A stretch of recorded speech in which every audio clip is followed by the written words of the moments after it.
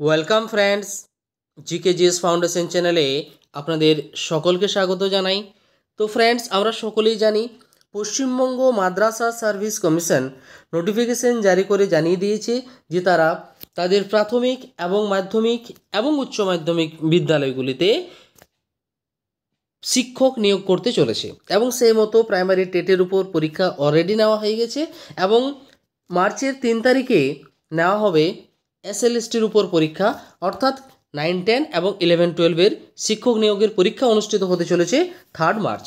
ঠিক আছে, তো এই পরীক্ষার কথা মাথায় রেখেই ইতিহাস বিষয়ের উপর, কোন বিষয়?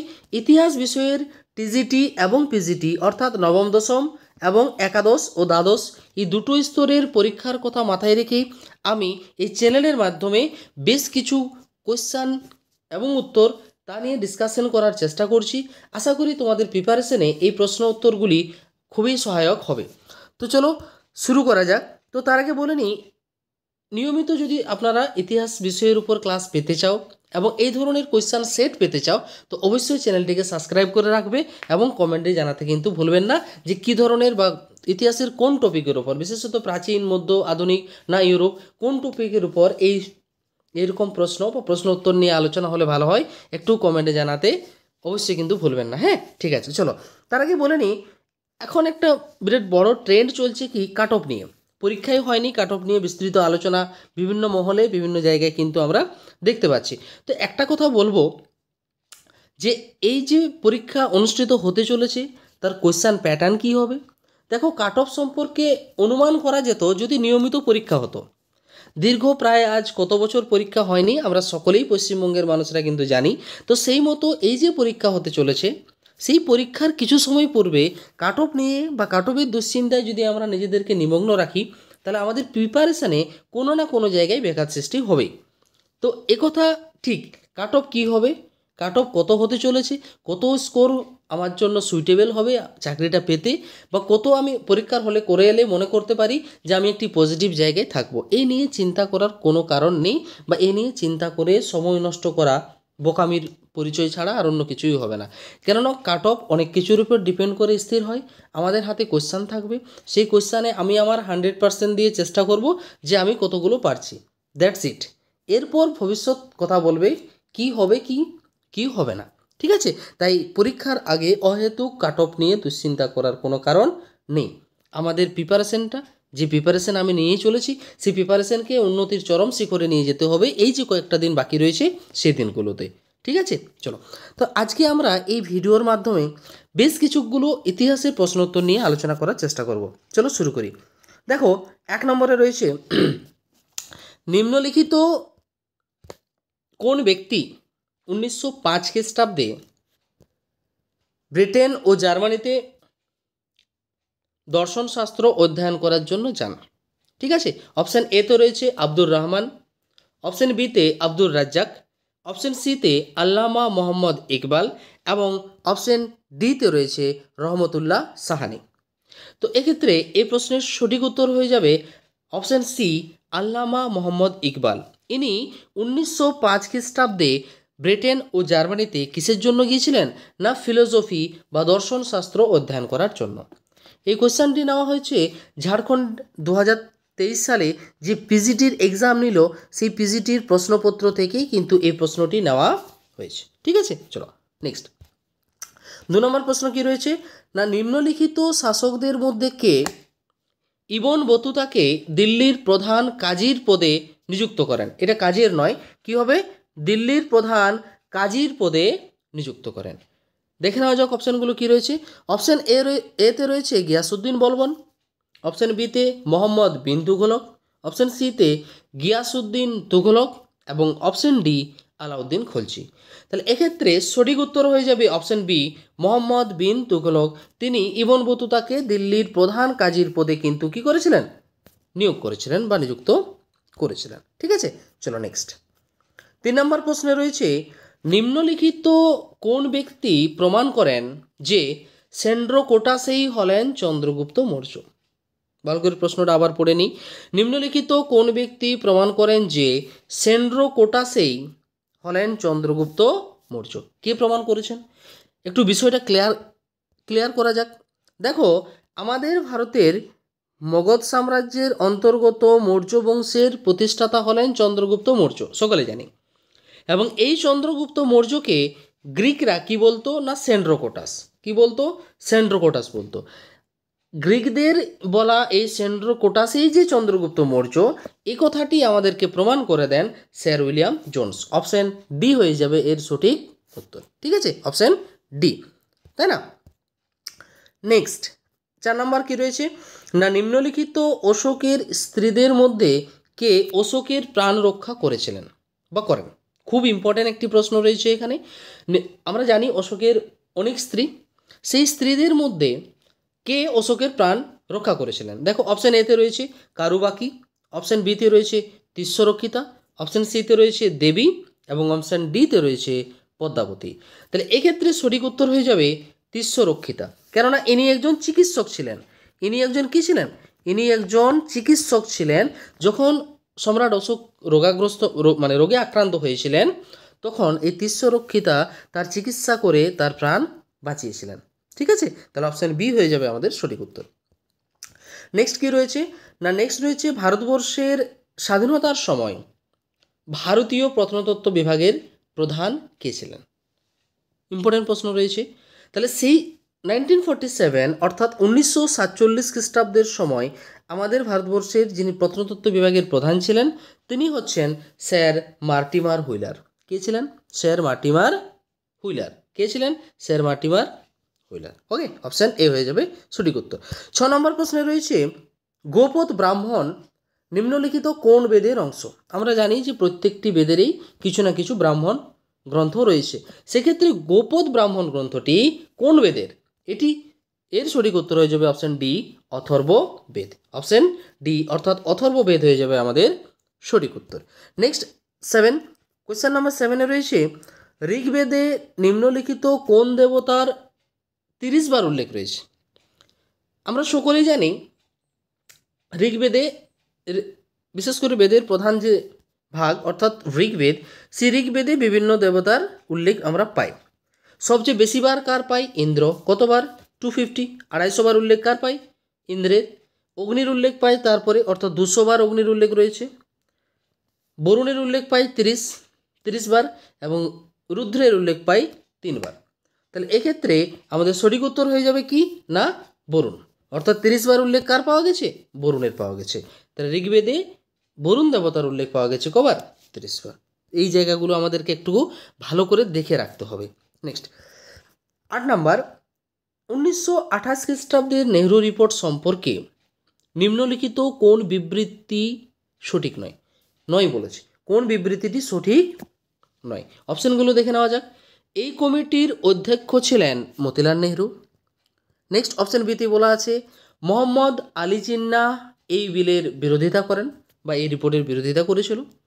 অপশন সিতে এই কমিটির সচিব ছিলেন জওহরলাল নেহরু এবং অপশন ডিতে বলা রয়েছে নেহরু কমিটির মোট সদস্য সংখ্যা ছিল 15।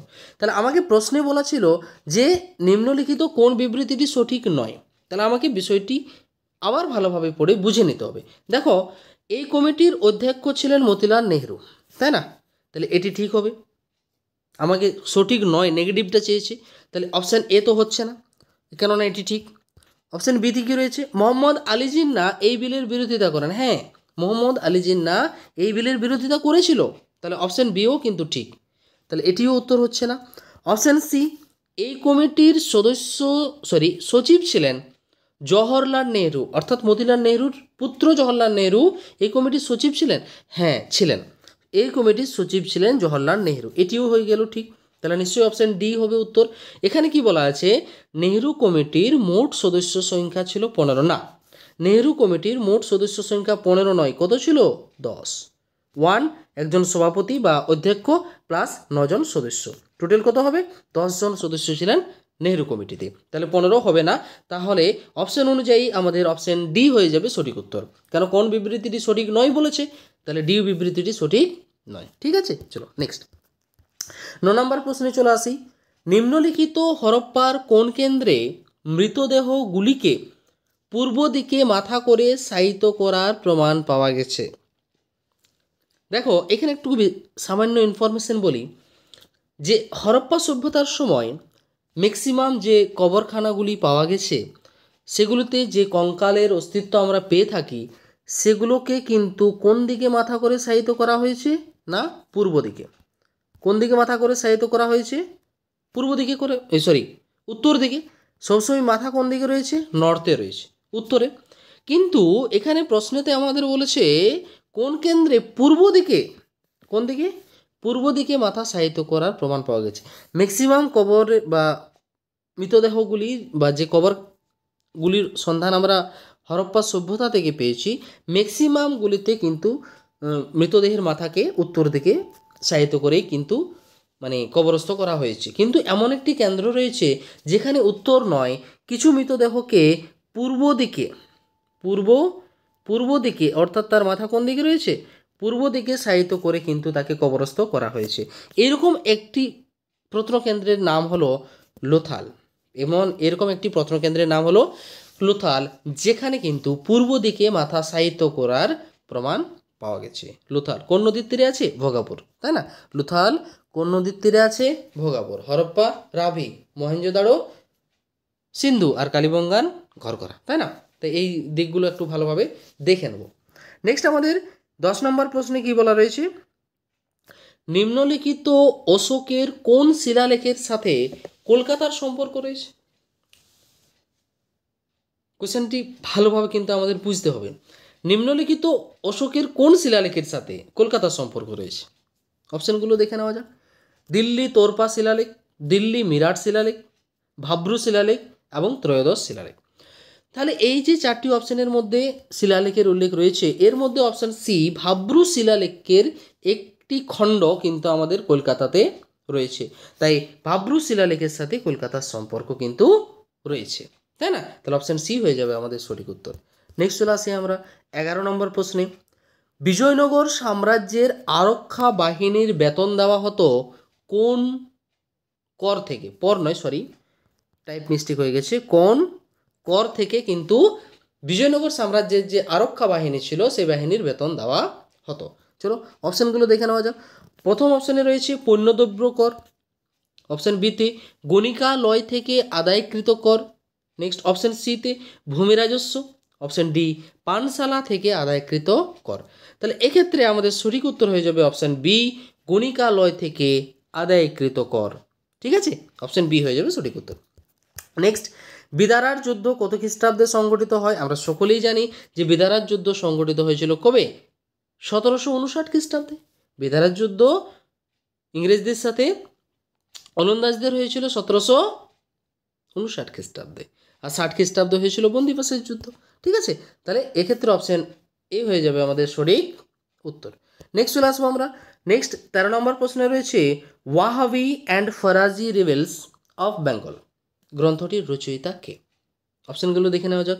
Doctor Kalikinkar Datta, option B Rameshchandra Datta, option C Narahari Kabiraj এবং অপশান ডি বিহারীলাল সরকার। এক্ষেত্রে সঠিক উত্তর হয়ে যাবে অপশান সি নরহরি কবিরাজ Wahhabi and Faraizi rebels of Bengal গ্রন্থটি রচনা করেন। নেক্সট 14 নম্বর প্রশ্নে আমরা চলে আসি সমাচার দর্পণ পত্রিকার সম্পাদক কে ছিলেন? অপশান এতে রয়েছে হরিশ্চন্দ্র মুখোপাধ্যায়, অপশান বিতে ভবানীচরণ বন্দ্যোপাধ্যায়, অপশান সি অক্ষয় কুমার দত্ত এবং অপশান ডিতে রয়েছে জেসি মার্সম্যান। সেক্ষেত্রে সঠিক উত্তর হয়ে যাবে আমাদের অপশান ডি জেসি মার্সম্যান, তিনি সমাচার দর্পণ পত্রিকাটির সম্পাদক ছিলেন।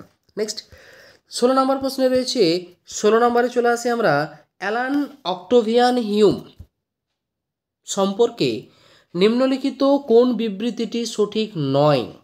কার সম্পর্কে বলা হয়েছে? হিউম সম্পর্কে। হিউম সম্পর্কে কোন বিবৃতিটি বলা হয়েছে সঠিক নয়? চলো দেখে নেওয়া যাক হিউম সম্পর্কে কোন বিবৃতিটি সঠিক নয়। অপশান এতে কি বলা রয়েছে? ইনি জাতীয় কংগ্রেসের প্রতিষ্ঠাতা। অপশান বিতে বলা আছে ইনি মাদাম ব্লাভাটস্কির শিষ্যত্ব গ্রহণ করেন। অপশান সিতে রয়েছে 1885 থেকে 1890 খ্রিস্টাব্দ পর্যন্ত তিনি কংগ্রেসের সাধারণ সম্পাদক ছিলেন এবং অপশান ডিতে রয়েছে মহাবিদ্রোহ দমন করার জন্য তিনি বা ইনি অর্ডার অব দ্য বার্থ উপাধিতে ভূষিত হন। তাহলে আমার প্রশ্নে চেয়েছে যে নিম্নলিখিত গুলির মধ্যে কোন বিবৃতিটি হিউম সম্পর্কে সঠিক নয়? তাহলে বিচার করে দেখা যাক। ইনি অর্থাৎ হিউম জাতীয় কংগ্রেসের প্রতিষ্ঠাতা ছিলেন। আমরা সকলেই জানি 1885 খ্রিস্টাব্দে জাতীয় কংগ্রেস প্রতিষ্ঠিত হচ্ছেন। তার ফাউন্ডার বা প্রতিষ্ঠাতা হলেন অ্যালান অক্টোভিয়ান হিউম। ঠিক আছে, তাহলে এটিতে ঠিক হয়ে গেল। সঠিক নয় প্রশ্নে চেয়েছে, তাহলে এটি হচ্ছে না। বিতে বলা আছে ইনি মাদাম ব্লাভাটস্কির শিষ্যত্ব গ্রহণ করেন। হ্যাঁ, তিনি মাদাম ব্লাভাটস্কির শিষ্যত্ব গ্রহণ করেছিলেন, তাহলে এটিও ঠিক হয়ে গেল। তাহলে এটিও উত্তর হচ্ছে না আমাদের। অপশান সিতে বলা আছে 1885 থেকে 1890 খ্রিস্টাব্দ পর্যন্ত তিনি কংগ্রেসের সাধারণ সম্পাদক ছিলেন। এবং অপশান ডিতে বলা আছে মহাবিদ্রোহ দমনে সাহায্য করার জন্য ইনি অর্ডার অফ দ্য বার্থ উপাধিতে ভূষিত হন। তাহলে এই দুটোর মধ্যে একটি নিশ্চয়ই ভুল। দেখো, আমরা সকলেই জানি যে 1885 থেকে 1892 পর্যন্ত তিনি জাতীয় কংগ্রেসের প্রথম সাধারণ সম্পাদক রূপে কার্যভার পরিচালনা করেছিলেন। 90 কিন্তু নয়। তাহলে আমাদের সঠিক উত্তর হয়ে যাবে অপশন সি। এই বিবৃতিটি কিন্তু সঠিক নয়। আবার মহাবিদ্রোহ দমনে সাহায্য করার জন্য তিনি অর্ডার অফ দ্য বার্থ উপাধিতে ভূষিত হয়েছিলেন। এই মন্তব্যটি কিন্তু ঠিক। তাহলে উত্তর হয়ে গেল অপশন সি। এই বিবৃতিটি সঠিক নয়। ঠিক আছে, চলো 17 নম্বর প্রশ্নে রয়েছে 1937 খ্রিস্টাব্দে নির্বাচনে জাতীয় কংগ্রেস কতগুলি প্রদেশে নিরঙ্কুশ সংখ্যাগরিষ্ঠতা লাভ করে? অপশান এতে রয়েছে 5টি, অপশান বিতে 7টি, অপশান ডিতে 8টি এবং অপশান সিতে 8টি এবং অপশান ডিতে 11টি প্রদেশ। তাহলে নিরঙ্কুশ সংখ্যাগরিষ্ঠতা কংগ্রেস পেয়েছিল। তার আগে বলে নি টোটাল কটি প্রদেশে নির্বাচন হয়েছিল? 11টি। কটি প্রদেশে? 11টি। কংগ্রেস কতগুলিতে সরকার গঠন করে? 8টিতে। কংগ্রেস বাদ দিয়ে বাকি যে 3টি অর্থাৎ বিএসপি বেঙ্গল, সিন্ধ প্রদেশ এবং পাঞ্জাব, সেখানে কিন্তু যুগ্ম সরকার প্রতিষ্ঠিত হয়েছিল। সেখানে কংগ্রেসের ক্ষমতা ছিল না। 8টি প্রদেশে কংগ্রেস সরকার গঠন করে। কিন্তু আমাকে প্রশ্নে বলেছে কংগ্রেস কতগুলি প্রদেশে নিরঙ্কুশ সংখ্যাগরিষ্ঠতা পায়। আমরা জানি নিরঙ্কুশ সংখ্যাগরিষ্ঠতা বা 100 নিরঙ্কুশ সংখ্যাগরিষ্ঠ শব্দ হলো 51, তাই না? 100 নিরঙ্কুশ সংখ্যাগরিষ্ঠ শব্দ হলো 51। তার মানে 51 হচ্ছে, একে ডিফিট করা সম্ভব নয়। তাহলে সেরকম সে কতগুলি প্রদেশে কংগ্রেস সরকার গঠন করেছিল? সেক্ষেত্রে সঠিক উত্তর হয়ে যাবে আমাদের অপশান এ, অর্থাৎ 5টি প্রদেশে কংগ্রেস কিন্তু নিরঙ্কুশ সংখ্যাগরিষ্ঠ সরকার গঠন করেছিল। তার মধ্যে সবচেয়ে ভালো পজিশনে ছিল কোথায়? বোম্বাইতে। কোথায়? বোম্বাইতে। সেখানে প্রায় অ্যাপ্রক্স 50% অ্যান্ড অ্যাবাভ ভোট সেখানে তারা পেয়েছিল বা আসন তারা পেয়েছিল। তাহলে উত্তর হয়ে যাবে কি? অপশান এ, 5টি। নেক্সট 18 নম্বরে রয়েছে নিম্নলিখিত কোন শিখ গুরু অমৃতসরের ভিত্তি স্থাপন করেছিলেন? তাহলে যে অমৃতসর শহর আমরা মডার্ন ডেতে দেখতে পাই, সেই অমৃতসর শহরের ভিত্তিপ্রস্তর কে নির্মাণ করেছিলেন? সকলেই জানি আমরা, গুরু রামদাস।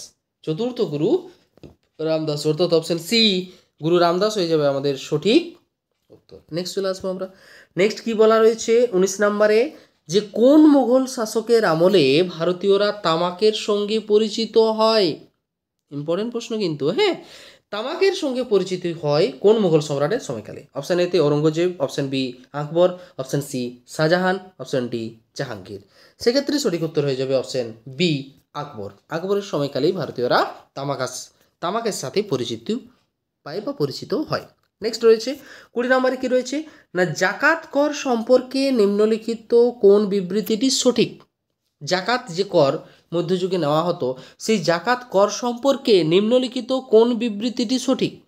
অপশান এতে বলা আছে এই করটি সমস্ত মুসলিমদের কাছ থেকে আদায় করা হতো। অপশান বিতে এই কর আদায় করা হতো ধনী মুসলিমদের কাছ থেকে। অপশান সিতে বলা আছে হিন্দু মুসলিম নির্বিশেষে সকলের কাছ থেকে এই করটি আদায় করা হতো। এবং অপশান ডিতে বলা আছে দরিদ্র মুসলমানদের দান হিসেবে এই টাইপ মিস্টেক হয়ে গেছে, এই করটি সংগৃহীত হতো। তাহলে এক্ষেত্রে জাকাত প্রসঙ্গে এই যে 4টি বিবৃতি রয়েছে, এর মধ্যে সঠিক কোনটি আমাকে বেছে নিতে হবে। দেখা যাক। অপশান এতে কি বলা ছিল, এই করটি সমস্ত মুসলিমদের কাছ থেকে আদায় করা হতো না, সমস্ত মুসলিমদের কাছ থেকে আদায় করা হতো না। তাহলে এই বিবৃতিটি সঠিক নয়। বিবৃতি অপশন বিতে যে রয়েছে, এই কর আদায় করা হতো ধনী মুসলিমদের কাছ থেকে। হ্যাঁ, অপশন বি হয়ে যাবে সঠিক উত্তর। এই কর কাদের কাছ থেকে আদায় করা হতো? ধনী মুসলিমদের কাছ থেকে কিন্তু এই কর আদায় করা হতো।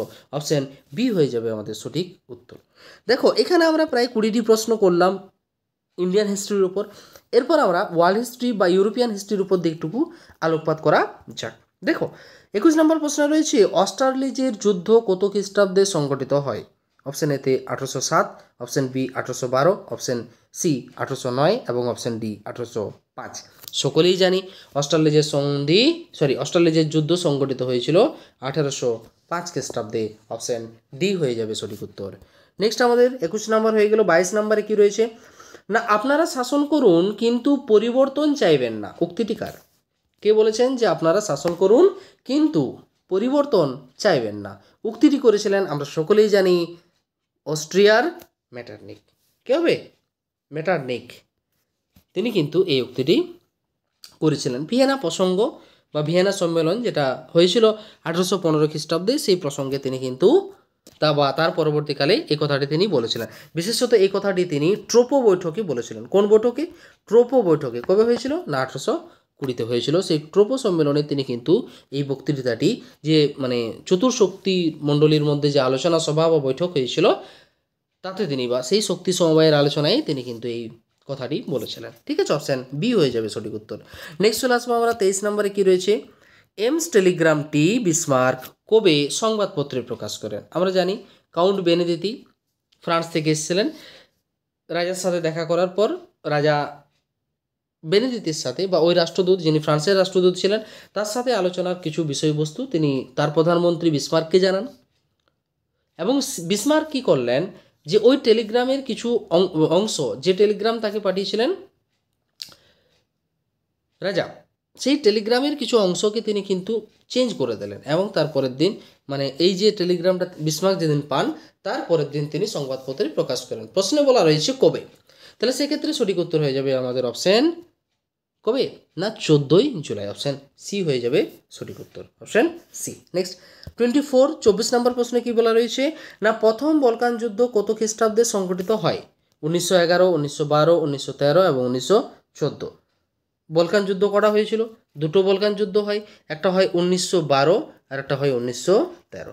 তাহলে দুটো বলকান যুদ্ধ, তাহলে প্রথম হচ্ছে 1912। অপশান বি হয়ে যাবে আমাদের সঠিক উত্তর। নেক্সট রয়েছে 25 নম্বর প্রশ্ন, রাশিয়ার লাল ফৌজের প্রতিষ্ঠাতা কে ছিলেন? লাল ফৌজের প্রতিষ্ঠাতা কে? অপশান এ দ্বিতীয় Nicholas, option B Lenin, option C Stalin এবং অপশান ডি লিও ট্রটস্কি। এক্ষেত্রে আমাদের সঠিক উত্তর হয়ে যাবে লিও ট্রটস্কি। অপশান ডি হয়ে যাবে আমাদের সঠিক উত্তর। তো ফ্রেন্ডস, আমরা এখানে প্রায় 25খানা প্রশ্ন এবং তার মোটামুটি আলোচনা করার চেষ্টা করলাম। এই প্রশ্নগুলো আপনাদের প্রিপারেশনে যদি সহায়তা দান করতে পারে, তাহলে আমি অনেকটা গর্বিত মনে করব। আশা করি এই প্রশ্নের আলোচনা আপনাদের ভালো লাগবে বা ভালো লেগেছে।